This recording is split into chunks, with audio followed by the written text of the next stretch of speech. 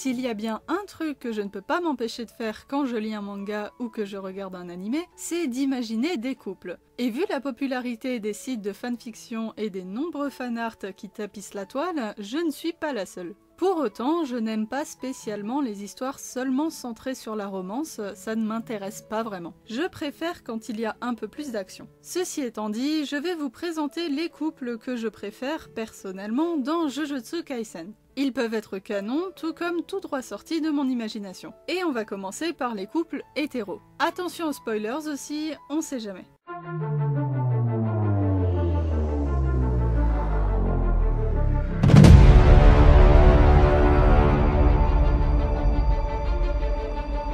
Muta Kokichi et Miwa Kasumi. Le couple surprise sorti de nulle part au cours du tome 10, soit au pire moment. Déjà que le destin de Muta m'a brisé le cœur, ajouter une histoire d'amour potentiellement à sens unique par-dessus, c'est de la torture émotionnelle. Voir son amour pour elle continuer même après sa mort grâce à Mekamaru, je dois avouer que ça m'a tiré quelques larmes. On ne sait pas vraiment si Miwa ressentait exactement la même chose pour lui, mais ce qui est sûr, c'est qu'elle avait une grande affection pour lui et qu'elle est la plus touchée par sa disparition. Est-ce seulement à cause de sa gentillesse et de sa sensibilité naturelle, ou à cause de quelque chose de plus fort? J'aime imaginer la deuxième option. Les couples tragiques comme ça fait toujours son effet, et ce qui est le plus touchant, c'est surtout ce qu'ils auraient pu être, et moins ce qu'ils ont été. Ça m'a aussi prouvé que les couples officiels ne sont pas forcément tous à jeter, mais on verra ça plutôt dans mon coin chip sur Kimetsu no Yaiba. Là, on passe à quelque chose de sans doute inhabituel pour beaucoup, un trouble, ou couple à trois, ou trio, mais en aucun cas un triangle amoureux, qui est un concept que je n'aime pas du tout. Et ce trouble est naturellement composé d'Itadori Yuji, Fushiguro Megumi et Kugisaki Nobara, nos héros principaux. D'ailleurs, vous verrez dans une autre vidéo que le personnage principal finit souvent en trouble dans ma tête. J'y peux rien, je trouve que ça donne une dynamique vraiment originale à la relation amoureuse. Et pour eux en particulier, tout aussi tragique que le couple précédent vu ce qui arrive pendant l'arc de Shibuya. J'ai pas grand chose à dire pour le côté canon vu qu'ils ne le sont pas, mais ils fonctionnent super bien ensemble tous les trois, chacun comble un trait de caractère de l'autre, c'est super mignon. Par contre, ne venez pas me parler de Yuji Nobara, Megumi Nobara ou Yuji Megumi, c'est les trois ensemble ou rien. Oui, je suis compliquée.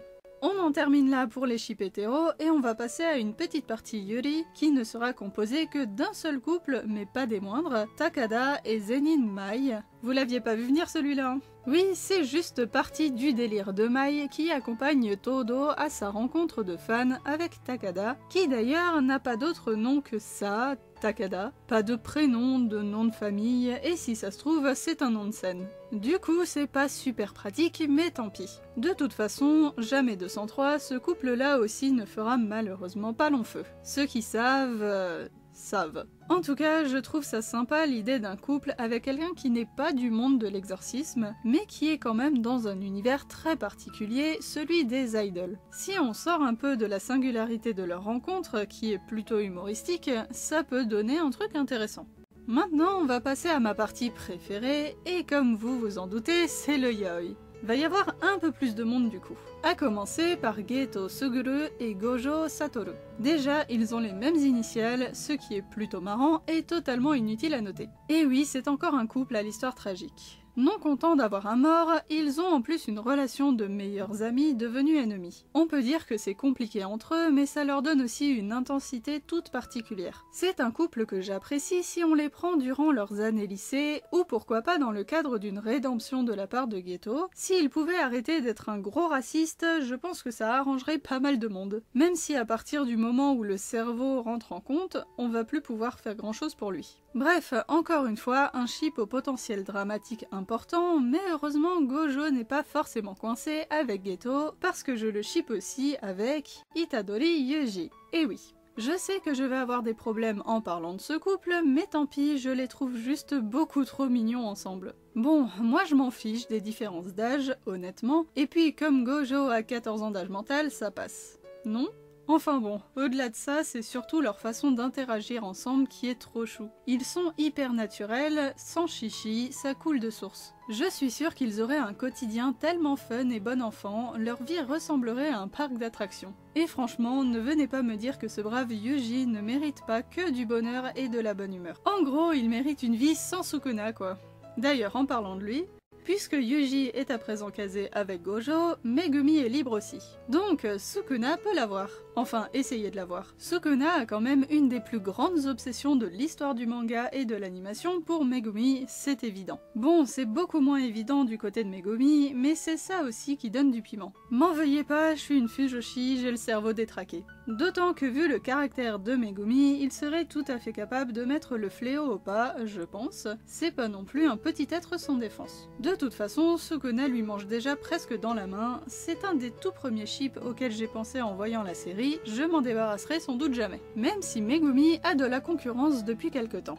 Récemment est apparu Uraome, serviteur de longue date de Sukuna et rival amoureux de notre exorciste des ombres. Oui je sais, c'est seulement dans ma tête, ne me jugez pas, vous saviez à quoi vous en tenir en cliquant sur la vidéo. Autant Sukuna colle au basque de Megumi, autant Uraome colle à ceux du roi des fléaux. Et je n'aime pas trop le fait que ça sonnerait presque comme un triangle amoureux. Disons qu'on parlerait plutôt d'un amour à sens unique venant d'Uraome. Et avant que ça ne parte trop en vrille, je vais vous parler d'un autre ship bien plus mignon et bien moins bizarre. Okotsu Yuta et Inumaki Toge. Je les trouve beaucoup trop mignons. Bon, malheureusement, on ne peut réellement les voir interagir ensemble que dans le tome 0, puisqu'ensuite, quand l'un est là, l'autre est absent, mais c'était suffisant pour moi. Et puis, il y a l'événement de Shibuya qui fait aussi un peu jouer l'imagination sur leur relation. Je sais qu'à l'instar de Panda, pas mal de gens sont plutôt sur du Yuta Maki, mais pas moi. Et ne me parlez pas non plus de Yuta Rika, quel enfer. Non vraiment, il est très bien avec Inumaki, leur caractère s'accorde bien et j'aimerais beaucoup qu'ils se retrouvent dans la série. Ils ont un peu été oubliés je trouve, surtout l'incantateur. Et c'est pas le seul d'ailleurs, mais on n'est pas dans une critique du manga, alors passons.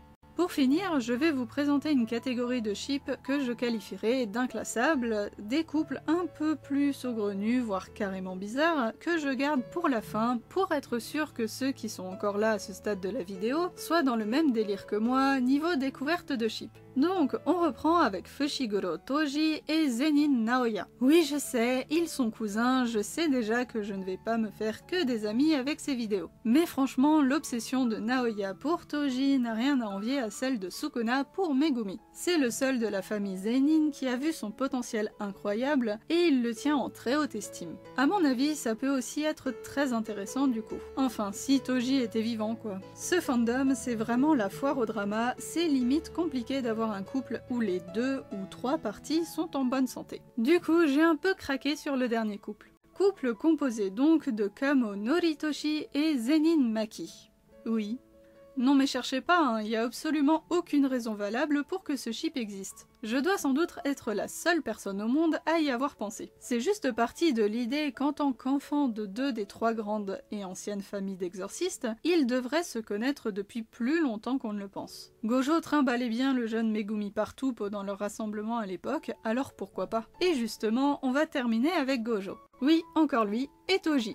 Bah oui, le pauvre, je vais pas lui laisser seulement l'option de son cousin quand même. Il sera mieux avec le mec avec qui il s'est clairement entretué, non? C'est redondant d'ailleurs dans les couples que j'aime bien et qui comportent Gojo. Le tragique, ça titille ma corde sensible et ça fait beaucoup trop travailler mon imagination. Ils sont très puissants chacun à leur façon et ils ont tous les deux élevé Megumi, il en faut pas forcément plus pour créer un ship après tout. Si vous voulez qu'on parle plus longuement de l'un ou l'autre de ces couples, je ferai une vidéo dédiée. Sinon les commentaires sont ouverts, n'hésitez pas à me donner vous aussi vos couples favoris, ça m'intéresse. En attendant, prenez soin de vous et au plaisir de vous retrouver dans un autre coin de la chaîne.